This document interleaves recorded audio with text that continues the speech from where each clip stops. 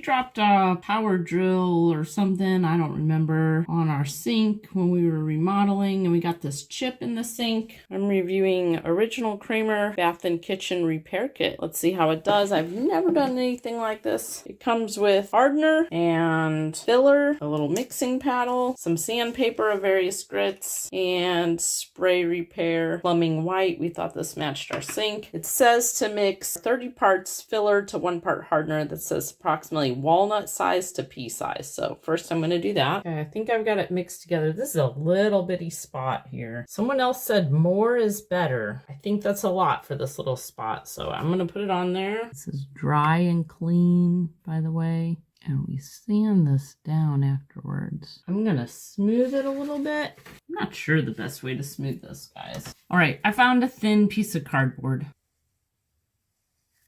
I like that. I think that did well.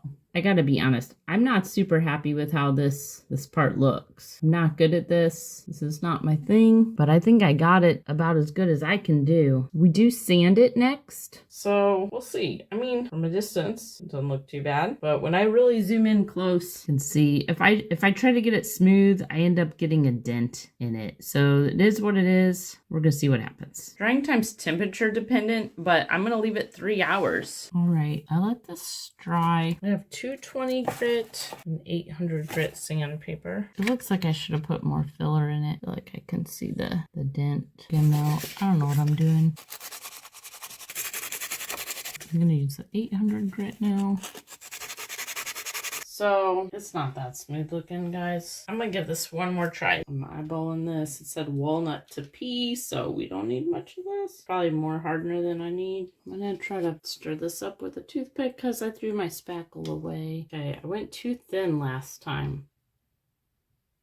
Try to sand it down in 3 hours. Sanded it down. It feels much smoother. It looks much better this time. I did 2 tries. Taped this off. Now I have my repair spray. Let's look for the directions. Shake can vigorously for 3 minutes. Spray sample area first. Apply spray thinly, distance of 6 to 8 inches. Even coverage is easier to use if you use a mask cut from the paper. Hold the mask approximately 1/2 to 1 inch above the damaged area and start spraying onto the mask before directing the spray with light movements over the cutout area. Wait 1 minute and repeat this process until the damaged area has been completely covered. Final color will be reached after dust protected drying. Dry to the touch after 2 hours. All right, let's see what happens. I'm going to cut a hole for that.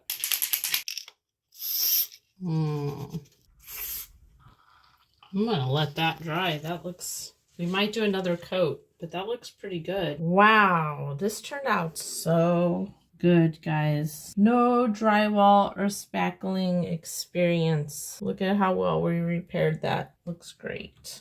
Amazing. If you'd like to purchase it, there's a link in the description. We get a small commission and it would really help us out. Hey, my name's Chris, and with my wife Abby's help, we're on a quest to review literally everything.